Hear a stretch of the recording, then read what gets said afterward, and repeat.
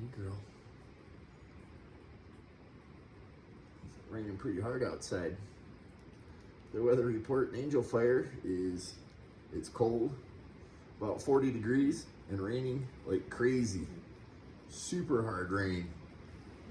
And we're supposed to get snow tonight at high elevation. We'll see what happens, but temperature has to drop about 8 degrees before that's gonna work out. So I expect the snow to hit and most of it's gonna melt and be absorbed by the ground. But we're gonna have washouts and low area flooding, flash floods. So beware, have 4-wheel drive.